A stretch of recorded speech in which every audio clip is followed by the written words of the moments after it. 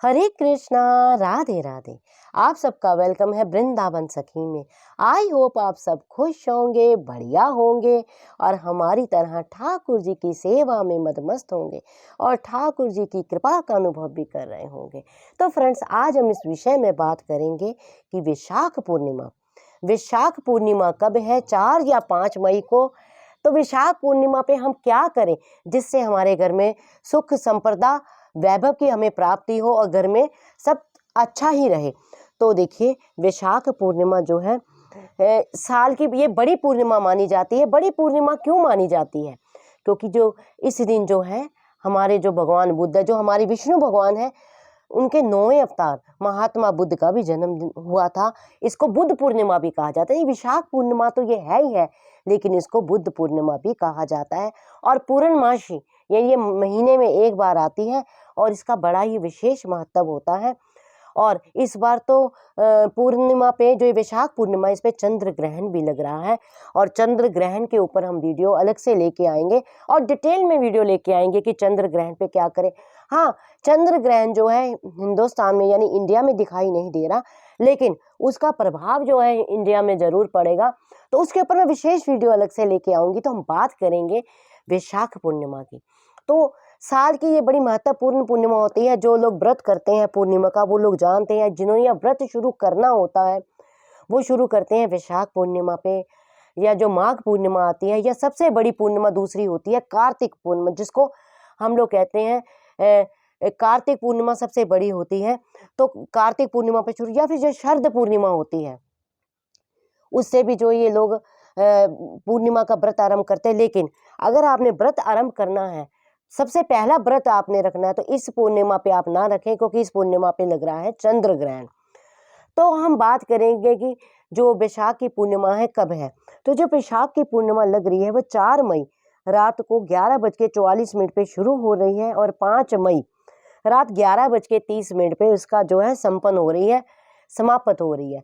तो जो पूर्णिमा मनाई जाएगी वो मनाई जाएगी 5 मई को, वैशाख पूर्णिमा। और सबसे बड़ी बात, चंद्र ग्रहण भी लग रहा है।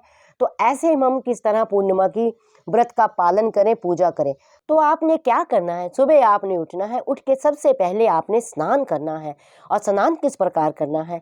जिस प्रकार में एकादशी पे हम लोग करते हैं, सप्त नदियों में से कोई सा भी जल हो उससे स्नान करते हैं। लेकिन पूर्णमासी पे आप प्रयास करें कि आप गंगा जल थोड़ा सा डाल के, आप जो आपके नहाने का जल है उसमें गंगा जल डालिए और उसका स्नान कीजिए। हो सके तो थोड़ा सा दूध भी आप जरूर डालें, क्योंकि पूर्णमासी पे जो है चंद्रमा की विशेष पूजा होती है और भगवान शिव की विशेष पूजा होती है। सबसे पहले पूजा होती है भगवान नारायण की। तो आप हो सके तो थोड़ा सा दूध अवश्य जल में आप डालिए। जल में डाल के आप स्नान कीजिए। घर के मुख्य द्वार को आप अच्छी तरह से साफ कीजिए। और फिर उसके बाद आप जो नारायण भगवान की कोई भी प्रतिमा आपके पास है, कोई भी, अगर प्रतिमा नहीं है कोई भी फोटो आपके पास है, तो आप ठाकुर जी के आगे उनको भी, अगर प्रतिमा है तो उनको भी स्नान कराइए। मान लीजिए प्रतिमा नहीं है तो ठाकुर जी के आगे आपके पास तस्वीर है ठाकुर जी की, कोई फोटो फ्रेम है, तो उनको भी आप पूजा इत्यादि करिए। एक देसी घी का दिया उनके आगे मंदिर में अवश्य आप लगाइए। और फिर देखिए, पूर्णमासी पे विशेष भोग बनता है जो शुरू से हम लोग देखते आ रहे हैं, हमारे घरों में बनता आया है, बचपन से हम लोग देख रहे हैं, पंजीरी का। तो आप सत्यनारायण की कथा का पाठ करें। सत्यनारायण की अगर आप खुद कर सकते हैं तो सबसे बढ़िया, नहीं तो आप पंडित जी को भी बुला के सत्यनारायण की कथा का पाठ आप कर सकते हैं। तो पंजीरी का भोग बनाइए, जिसमें पंजीरी, आटे की पंजीरी को भून के बनाते हैं और उसमें थोड़े से केले डाल के तो भगवान को भोग लगता है। और दूसरा भोग बनता है विशेष, वो बनता है खीर का। वो संध्या के समय आपने खीर का भोग बनाना है और खीर का भोग बना के आपने जो है भगवान को भोग लगाना है। और चंद्रमा को विशेष भोग लगता है। और आपने शिवलिंग पे दूध का अभिषेक जरूर करना है। तो आपने जो संध्या के समय खीर का भोग बनाना है, उसमें तुलसी दल डाल के भगवान नारायण को, मान लीजिए नारायण भगवान की प्रतिमा आपके पास नहीं, तो आपके घर में हमारे गोपाल जी विराजमान होंगे या शालिग्राम जी होंगे, तो आप उनकी भी पूजा अर्चना कर सकते हैं। और जो चंद्रमा को आपने अर्घ देना है, बिना अर्घ दिए व्रत संपूर्ण नहीं होता है। तो चंद्रमा पे अर्घ आपने किस प्रकार देना है? कभी भी खाली जल का अर्घ चंद्रमा को नहीं दिया जाता है। और चंद्रमा को अर्घ आपने जब जल में आपने थोड़ा सा दूध, चीनी और पुष्प डाल के आपने चंद्रमा को अर्घ देना है। अर्घ दे के चंद्रमा की आपने परिक्रमा करनी है। और इस प्रकार आपने, लेकिन इस बार जो ये पूर्णिमा है इस पे आपने विशेष ध्यान देना है। इस पे लग रहा है चंद्र ग्रहण। तो चंद्रमा का जो ग्रहण है स्टार्ट हो रहा है 8 बज के कुछ मिनट पे। तो आपने जो ये प्रक्रिया करनी है सबसे पहले करनी है, यानी चंद्रमा के ग्रहण से पहले करनी है।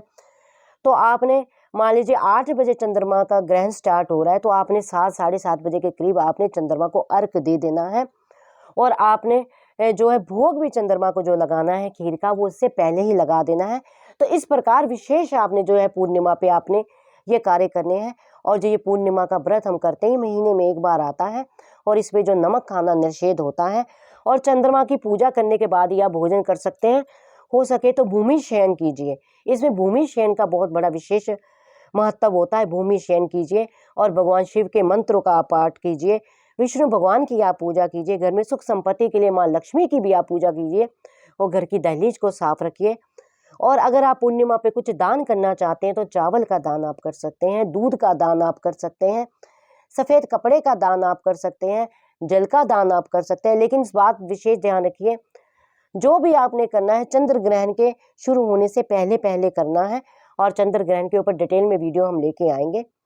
तो आई होप आपको पता लग गया होगा कि पूर्णमासी का व्रत किस प्रकार करना चाहिए, और किस प्रकार हमें पूजा इत्यादि करना चाहिए, और किस प्रकार भगवान को हम करके ये पूजा करके ये व्रत करके हम भगवान को प्रसन्न कर सकते हैं, और घर में हमारे सुख संपदा का वरदान हम पा सकते हैं। फिर भी अगर आपके मन में किसी तरह का प्रश्न, क्वेश्चन, क्वेरी हो तो मुझे आप कमेंट बॉक्स में लिखिए। जितना मैंने संतों की वाणी से सुना है, जितना मैंने ठाकुर जी के प्रेम में पाया, जितना रसिकों के संग से पाया है, उसके अकॉर्डिंग ही आपके प्रश्नों का उत्तर मैं आपको देती हूँ। तो अगर आपको ये वीडियो अच्छा लगा हो, इस वीडियो को लाइक करना, शेयर करना, सब्सक्राइब करना ना भूलें। हरे कृष्णा, राधे राधे।